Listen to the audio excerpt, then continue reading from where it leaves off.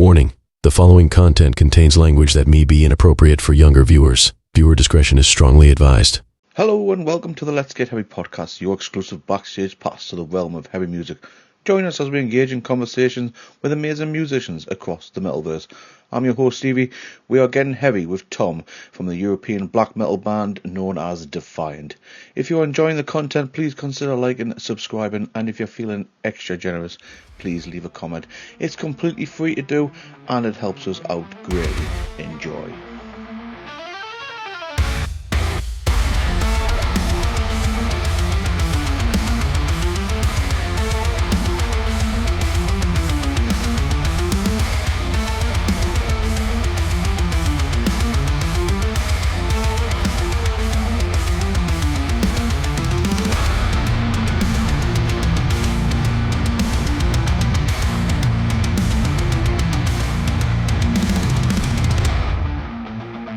I want to welcome you to the Let's Get Heavy podcast, where we like to highlight bands and just try and spread a little bit of positivity throughout the world of metal. So for those who may be discovering Defiant for the first time, could you give us a brief an introduction of yourselves and tell us a bit about the band's origins and what defines your sound? Well, Defiant now celebrates, in a way, 20 years of our existence. We have we have quite an achievement. Well, how can I say it? We're too stupid to quit. Either we are too stupid to quit, or we are just too, stubborn to call it quits. So, the band was formed by Chris, the guitar player. I joined the band around 2016. The band so far has 5 full-length albums, if we don't count the EP and the split that we released during the pandemic, because we had to stay busy in a way. So that's the sound of the band. I will say I'm not gonna say what I think. I'll say what other people think. I remember one review that said for a previous full length for Insurrection Icon that we sound like a Polish band from Croatia. Death metal, Polish death metal band from Croatia, and like in the last year, a lot of I'll say people who listen to black metal will call us a death metal band, while a lot of people who listen to death metal call us a black metal band. So I'll say we kind of use all the, I would say we use a lot of elements that we kind of don't put ourselves in a genre. I'll rather call us a blackened death metal. We use a lot of atmosphere that maybe some death metal bands lack. It's just aggression, all of that, while we, especially in Mammon Mantra, we add a lot of samples, a lot of bridges in between songs, that kind of almost that we kind of put an attitude that we maybe play in an orthodox black metal band like Funeral Mist or Avigor. So it has so rich texture in their sound, but still has a death metal structure. So we kind of take the best of both worlds. So always down to the listener, really, as well, isn't it? Really, they're the ones who are going to really decide on the sound. Yeah, it's fun. So we can say whatever they want. interpret. Yeah. So it's interesting to hear their opinion always. So and as you've just touched on, you've been very active over the years. How would you describe the current energy and dynamic within the band? Well, at this moment, I don't know, man. Chris and I call it a partnership in crime, partnership in social crime. So far, it's the longest relationship I'm in. So it's 8 years. So I'll call it an achievement. Well, the main dynamic actually so far was between Chris and I, because we both know what we want. We both have very similar opinions what Defiant should be. I mean, before I joined Defiant, I was a fan of the band in their first 2 albums, actually the first 3 albums. I was a fan of the band, so I kind of knew what he wanted. And when I joined in, there was very little chit chat. There's very little to we already knew what we wanted for the next release and for the future of the band. So with the rest of the two members, I will say it's very good. They're a bit younger than us, so they're still kind of like still I would say I'll not say new into it, but much more exciting. While two of us cats are very much like when we are going to play in Slovakia and Romania or whatever, they're both of them were kind of wow, wow, wow. What to us cats like, yeah, I seen it last year, so. Yeah, it's not cynicism, but for us it's just one other day at the office. So it's kind of it's a cool blend of, I'll say, characters. So it works. So we know yourself, who's on vocals. Yeah. Who is else in that? We know Chris. What's Chris's role within the band? Just give me a second. Give me a second. Can you repeat the question? I'm kind of. Yes, so it's quite alright. Yeah. So we know yourself is on vocals. What Yes. are the other? Who are the other members within the band, and what are their roles?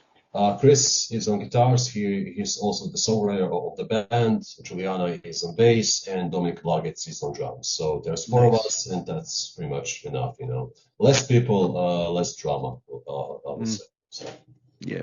Well, if they're watching this back later on, greetings to them. Yep. And you've recently released a new album back in mid-May, Mammoth Mantra. Yes. The new chapter within the band, like what you said, dropped in mid-May. It's already gnawing some attention for its dark, atmospheric, and heavy sound. Yeah. What was your overall vision or concept behind this album? Well, speaking of concept, I think this is the album that we actually came closest to a concept album. Not really like King Diamond album or Operation Mindcrime by Queenstrike, but I'll say every song kind of orbits around the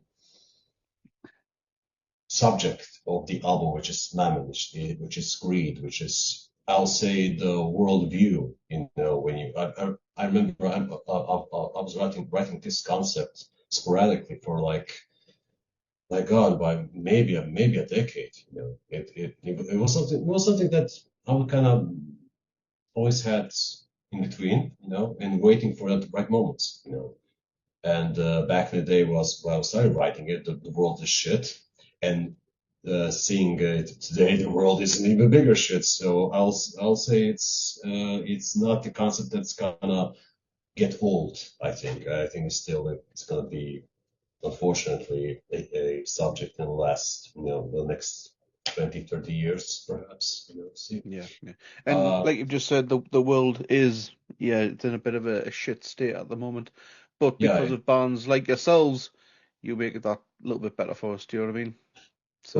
Well, we just write what we see, I think. Especially I do the lyrics, and you can go into fantasy modes. You look at the window and you see, yeah, it's bad. So there's a reason why it's bad. So.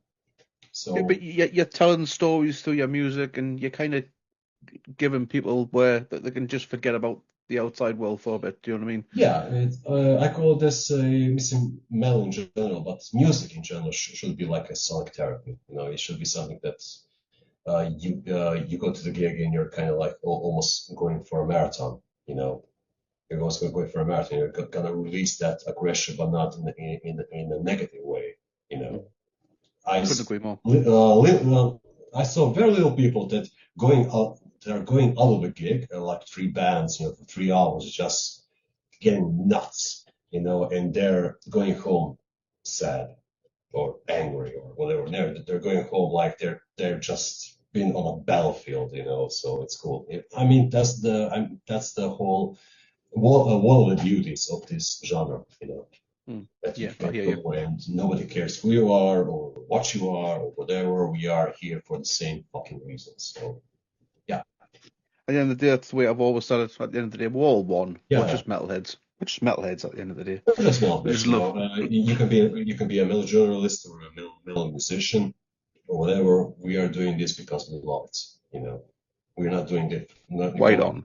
We're not doing this for the money. We're not doing this because we think we're gonna get fucked or whatever. No, we're doing this because we love this fucking music. So, yeah. Very well said. Very well said. Couldn't agree more.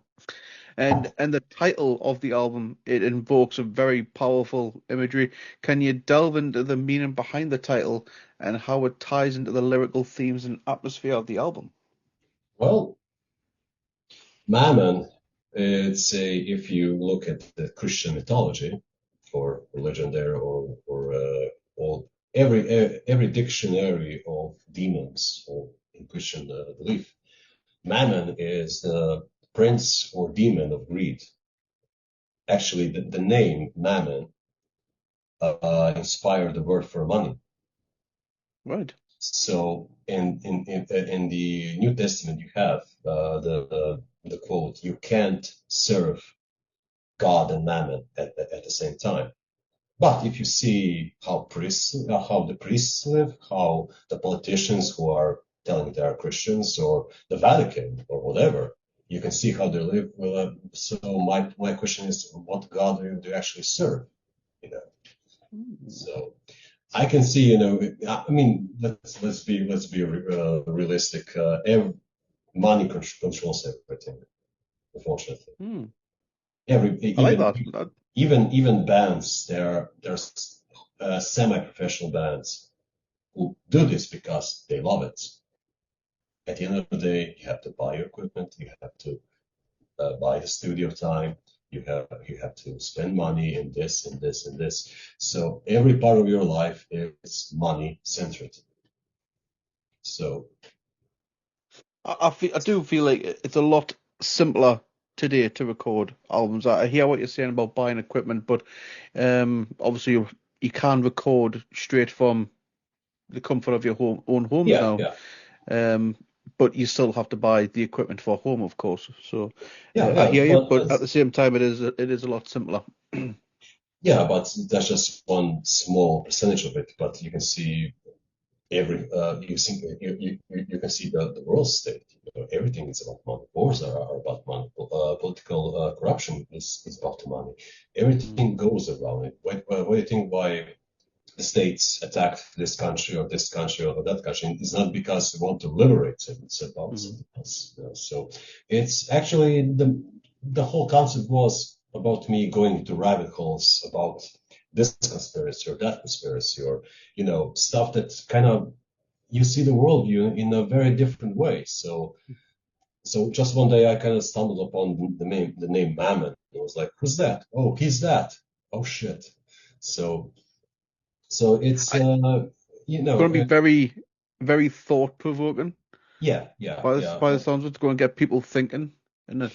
Yeah, if people see the lyrics, I think they will get a clear perception what it is, because the track before that is called Dajjal Zyklon.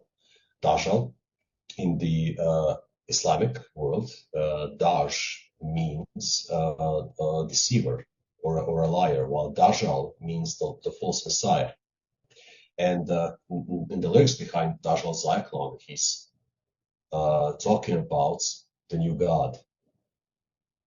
The new god is going to arrive, and the next track is Mammon Mantra.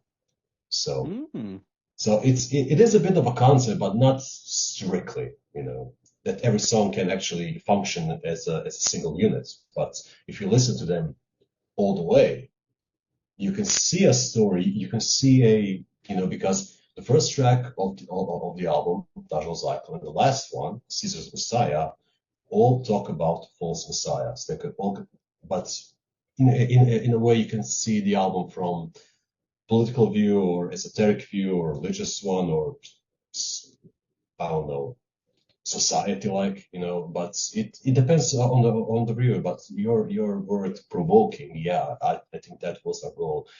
It's a lot of bands today, I'll not mention them because reasons, but a lot of bands just shed out an album and just to have a excuse to go on tour, while the album is forgettable. The album is like, this is nothing. what's the term? Nothing sandwich, Right, I hear you. it doesn't, flow. It doesn't have a, when you listen to some bands, you're like, God damn, and today it's a very forgettable albums, unfortunately, but that's the business as well. Yeah, yeah. Yeah, It seems like you've taken your time with this album to get this right. yeah, Yeah. we did. We And pulled, yeah, yeah. and recording an album, it's always a journey, as you know. Can you share any memorable moments, challenges, perhaps unexpected discoveries that occurred during the creation of this album?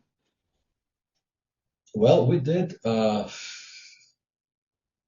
two demos of the album during the pandemic, and we kind of stopped it. And we kind of, okay, this is demoed, so we'll see what happens next. So after that, Chris and I even started to write more music, which actually became Vanguards of Misrule.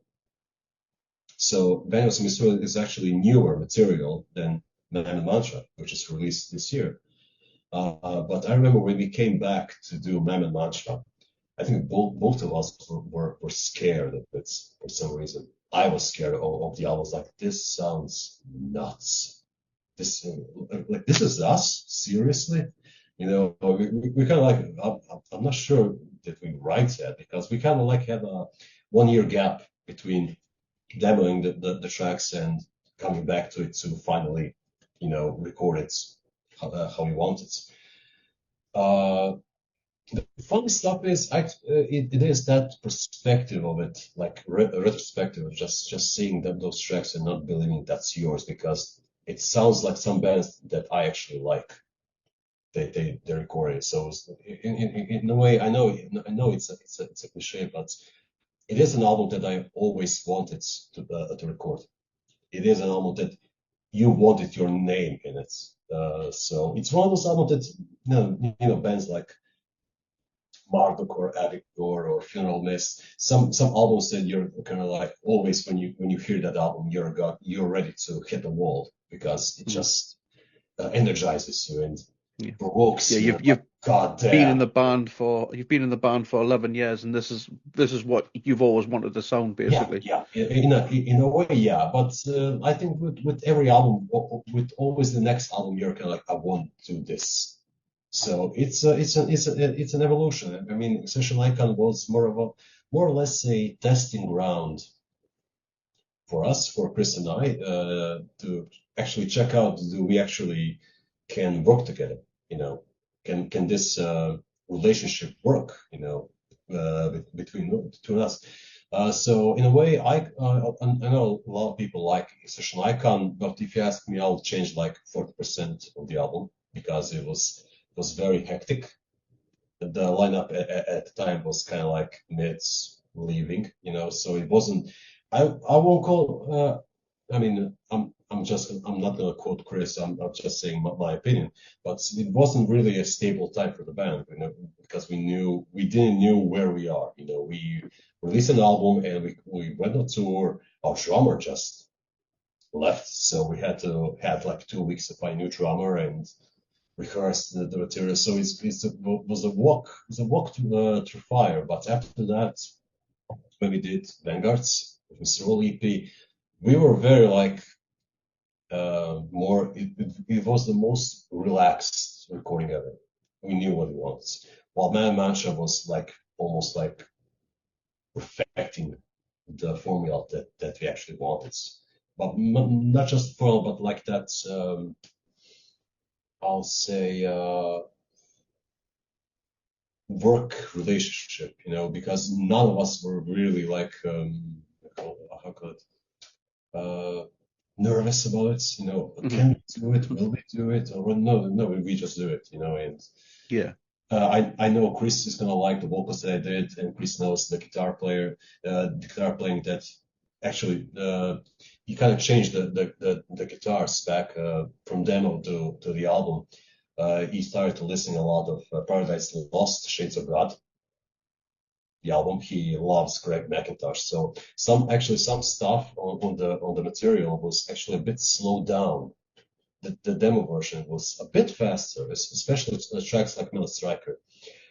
So he ended up doing a lot of Paradise Lost riffing, and suddenly from a fast, I'll say, blackish death metal track, we got Mellow Striker, which sounds more like a bolt thrower track. So, which our drummer loves it. He loves bolt throwers. So.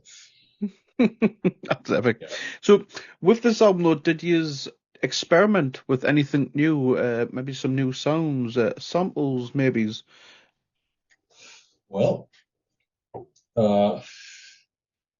the album is actually full of samples. I think we played a bit before, especially on Vanguards. I think that the track Dean Ferry has like 2 or 3 samples of from the Phantasm movies, which actually Dean Ferry in a way dabbles in it. And Explosion of the Triumphant Beats had samples of the movie about Giordano Bruno, which is actually the track is tribute to him because he was a rebel, so everybody who knows about Giordano Bruno knows what the track is about. About Mammon Mantra, we kind of went all the way with it. I remember telling Chris, after this album, we're not doing any samples at all because we went overhead with it. Like every track has something. Every track has a little bit of keyboard, some samples from this or that movie, or we did. I remember doing the intro for the album Ipsa Venit like in 4 in the morning, like half asleep, half awake. I don't know if I wasn't something, I don't remember. But I don't remember how I did it. I know I used like 7 layers of choirs, 1 reverse, 1 went the other way, one and the other way, and I don't remember how I did it. The track, the demo track from Mr. Bennett is actually used on the album. So I don't because I can't recreate it. So we use, I think we kind of used over it with the samples with the whole, but the concept was like that. So we couldn't just go into the first Dismember album. Just happy accidents, really, isn't it? You have to add elements if it works, of course. But I remember just telling Chris Rock the next album there'll be no intros. Fuck it, I'm not doing this again because it's a bit too much, I think. But for this album, I think it works beautifully. So there was a lot of experimentation. A lot of people call this the most progressive album that we ever did, which I agree. Like the track Damnation Memoire, it was, I call it our attempt of sounding like Abigor, which is a technical black metal band from Austria, because the song goes like in 5,000 miles in 5 different directions. We even didn't use a metronome for that one. That was just insanity. And a lot of tracks have a lot of progressive elements that we kind of, we pushed ourselves, to make it work, without being pretentious, without being, Dream Theater and just showing scales, I think that's best of it. But would you say it's more technical than previous work? Yeah, technical, definitely more technical, definitely more progressive, but not that way just to show off. There's a lot of bands that do 30 riffs in 3 minutes and doesn't sound nothing. While some bands can do 3 riffs in 3 minutes and has balls. So it depends how you do it. So I'm not sure how the next album is gonna sound, but it's gonna sound definitely us, So. Yeah. So following on with this album from Insurrection Icon, Era of Substitution, how do you feel this album differs from your previous work in terms of songwriting, production, and overall musical direction? Well, production is way better. I'll tell you that. We got lucky when we found when I contacted Dalibor Sounds from Instant Art. He has also worked in a lot of bands from Croatia, and he lives now in UK, by the way. Nice. Whereabouts in the UK? Yeah, he lives in UK. I don't remember the city, but I'll tell you where he lives later. Mm. Uh, and he has a record label, all that, but I'll go to that later. But I'll say production-wise, I'll say album as itself sounds more professional. So it sounds more like we had spent more time with the songs. That we kind of left the songs to hibernate a bit and just to discuss almost surgically what we're gonna do with it. Does this work or that work? Because we didn't want to have any. When some albums, even great albums, all of 11 tracks, 10 tracks are gonna be awesome, but there are gonna be some fillers. There are gonna be some tracks that are gonna like, yeah, I can live without track 7. For this one, we didn't want to have not one track that's filler, but a moment that's filler that's kind of just drags, and you're gonna wait for a better moment. We wanted the album that just gets you by the throat and doesn't leave you for 55 minutes. I just did a radio, and one of the commentaries was like, I was listening for the album for like 3 times and still kicks ass. There's no boring moments, and yeah, that was the idea. Icon has some bit iffy moments, to be perfectly honest, in retrospective, but yeah, I think that every band should be better with every album. That's just dragging. It's an evolution. You've got to evolve, haven't you? You've got to change. Yeah. Not So, yeah, not yeah, go backwards. So yeah. what were your key elements you aimed to evolve or refine with this album? Were there any conscious decisions to push a certain aspect of your sound? Uh, Not really. We actually, with the sound, we have a lot of luck in Samus. He actually exactly knew what he wanted, and that's the best thing about the producer.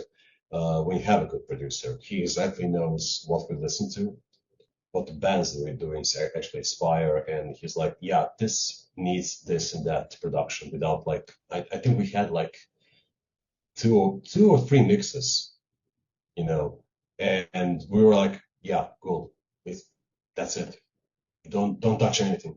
It's cool. So that in that aspect, it went very very smoothly. You know, Hmm. the worst thing you have to uh, work with the producer. The worst producer is when you have to send, I don't know, bands that you want to sound like, which is like, to me that's a death sentence. Oh, behemoth, like not really behemoth. So and then you're gonna have to drag the conversation like for hours to explain them. And he kind of knew what sound does these songs need. You know, yeah, he So knew. is this? Sorry, go on. Yeah, because he's a drummer in like he was a drummer like 5 or 6 bands, so he knew what we wanted, and he knew us a lot. So there was very little discussion about like what to change. It was like more or less that's the best conversation with the producer. So And do you record as a full band, or do you do your own thing separate, or were you in a uh, recording studio? Chris and I was actually the only sole members from Defiant that was recording the album. Uh, Blackened and Juliana was like very new in the band back when we were recording, so we didn't want to wait for them and put more stress on them to learn the songs and all of that. So we kind of did our own thing. So luckily, Leonardo, who was in the band during the Insurrection Icon era. He came back as a session. So he recorded again bass and drums. So the trio was back in one fashion. So the three of us pretty much worked on the album, which is very cool. But yeah, Chris and I, this is pretty much our baby. And of course, we had guests a lot. Eldar, who was the drummer for the band, he was our producer for a few releases. He was a producer for More Social Illness and for Benga Sodom's Rule. You know, he uh, he he played drums a few years with us. He did actually the instrumental track Night and Fog, which is like in the middle of the album. We have Tony Dolan from Venom Inc. on guests, and Max, who was a vocalist for the band Smoke Right. So there was two of us of the band, but we had a lot of people helping us to make this work in the way it works now. So. And are there any particular tracks on this album that you feel best represent the evolution or highlight the new elements you've incorporated? Uh, my God.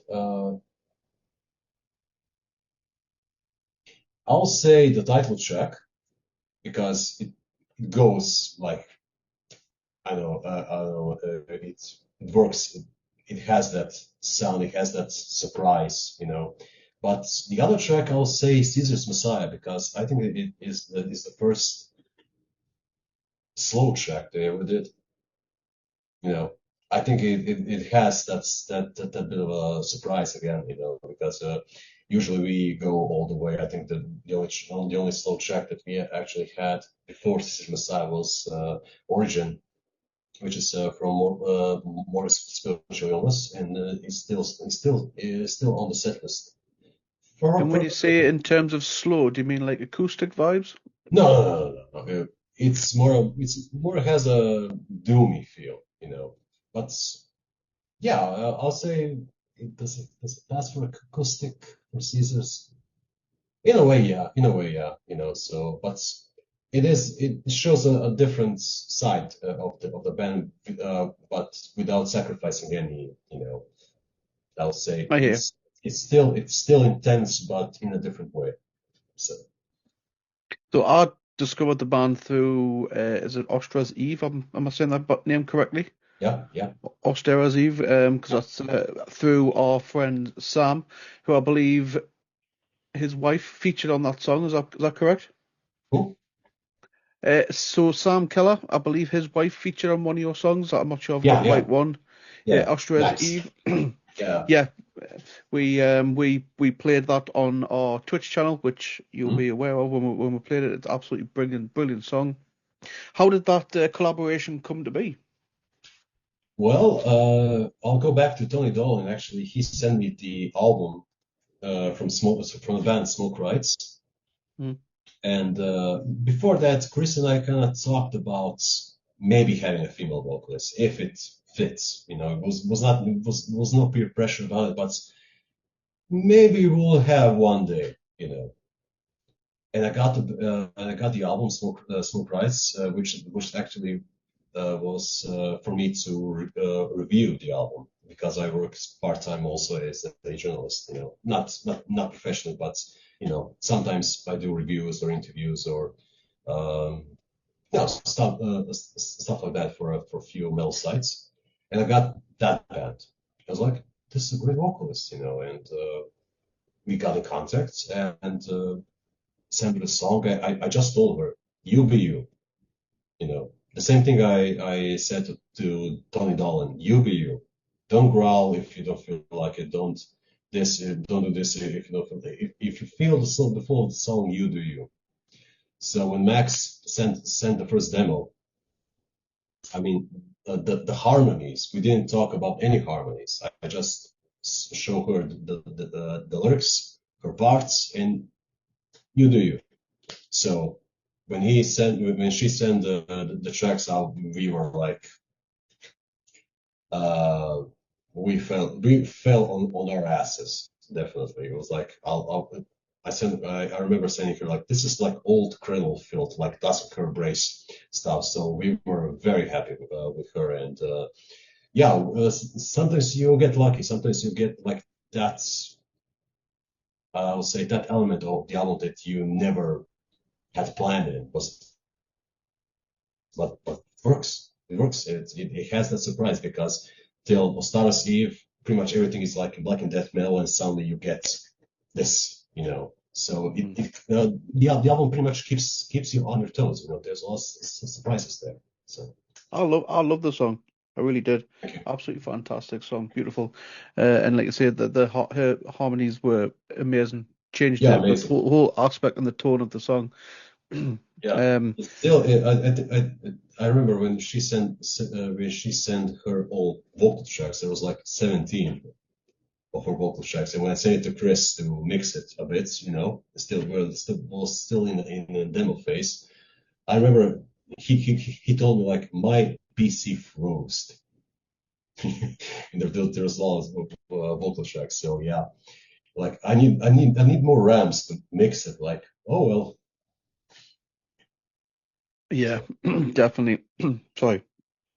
And now with the album, it's finally out for the world yeah. to enjoy.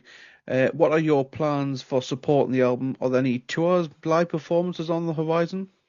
Well, we have 3 local shows in Zagreb in plan. The 2 local shows are ready to go. The third one are still are in the discussion. We have another one in Skradin, which is in Dalmatia of Croatia. We have a tour ready to go in October, and I'm sure that it's going to be get some shows in between, you know.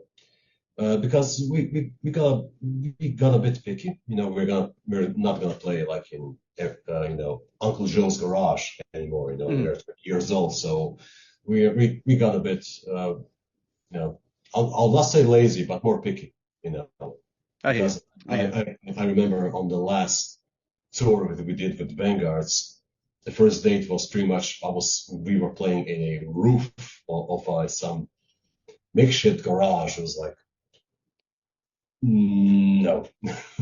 You know, it was good, it was fun, all of that, but you know, traveling 15 hours to play on the roof of a fucking garage, it was like, yeah, you know, we are not 17 anymore, you know, dude. So let's not repeat this again. But we played the second day on the Symbolic Festival, which is in Slovakia, I think. I apologize if I uh, said the wrong country, but that was very cool. Candlemass played the same night, so win-win in my Yeah. situations. Any plans for the UK? Unfortunately, UK is too far for us. You know, we pretty much cover Eastern Europe, but if we have get an offer, why not? You know, we're pretty much if we got a good offer and you know that's it's gonna function in a Mhm. way, we'll do it. You know, we're not that picky about, but you know, it's the worst thing a lot of bands don't talk about the tour or shows that a lot of bands get home broke, you know, Mm. and a lot. It's a cool thing that now some YouTube channels are talking about the whole business of touring. You know, luckily our tours are pretty much a DIY, you know, so we have a lot of contacts and we do everything ourselves in that part, you know, so we don't have to answer to any, you know, promoters or this and that, and just you know, I remember there were a lot of horror stories from bands that have to pay to play. To me, that's like I don't agree with that. You no, shouldn't have to pay to play. yeah, A band should not have to pay to play a show, in my yeah, opinion. yeah. That, that's That's the just me. cancer of the industry today. I understand that if you're a new band, you can't expect to get paid to play in a big festival, Mhm. right? You're gonna pay for free, so but you'll get exposure, you know, from hundreds or thousands of people, you know. So It's a catch-22, but I still yeah, no, I wouldn't. I wouldn't pay for it. I just yeah, recently spoke to a band called Halberd, and they're a thrash metal band, and mm, their whole album is pretty much focused on that concept.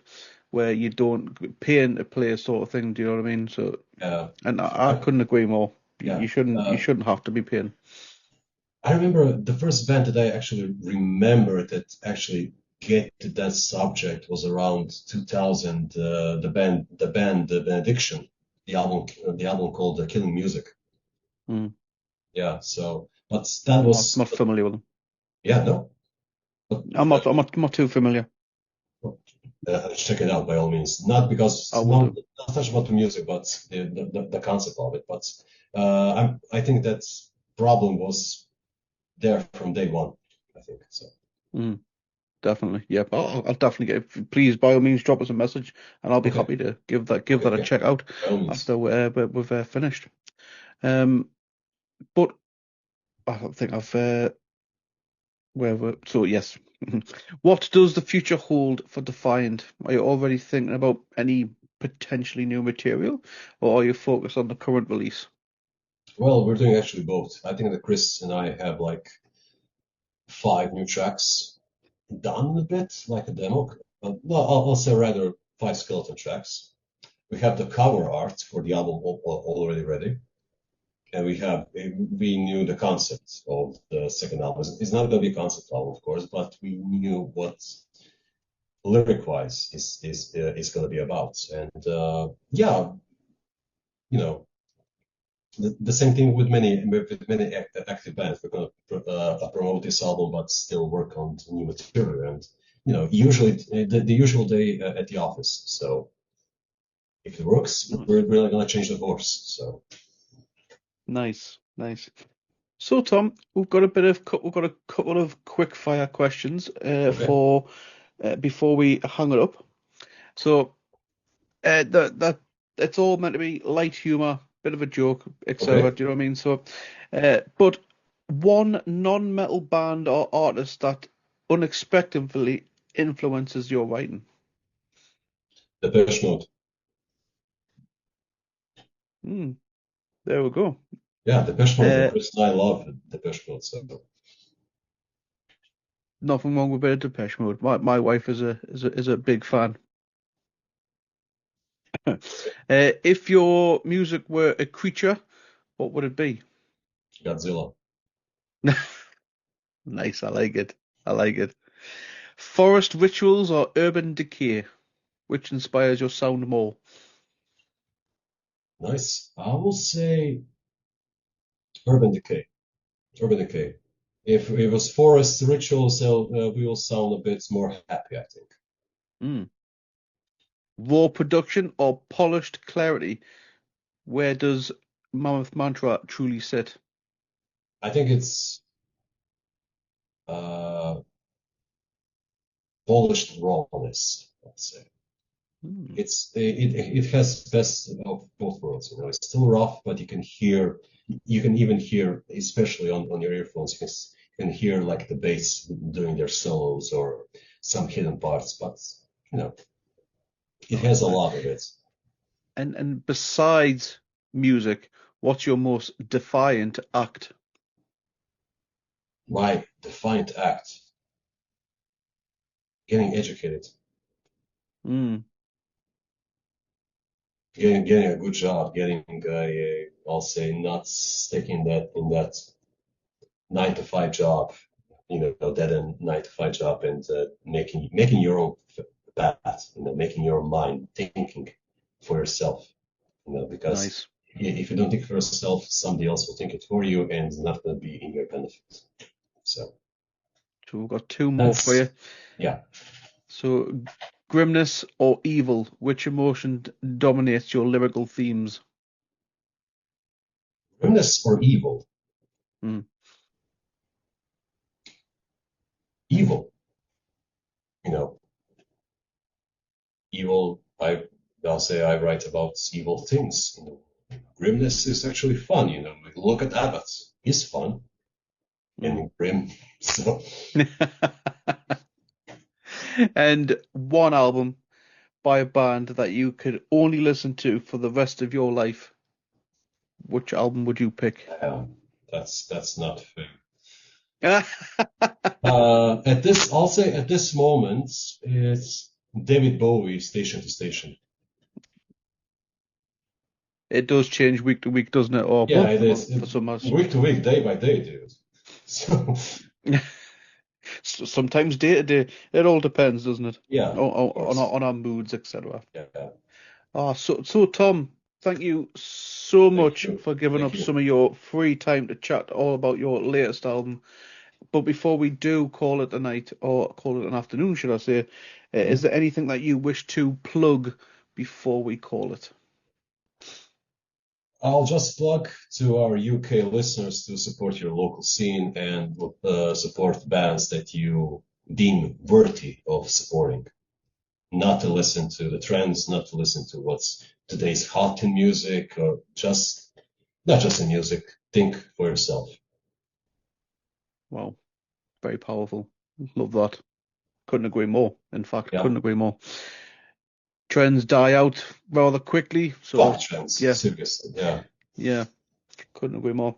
Yeah. All links to the band's pages will be in the description of the video, along with the album link as well, so people can go and check it out.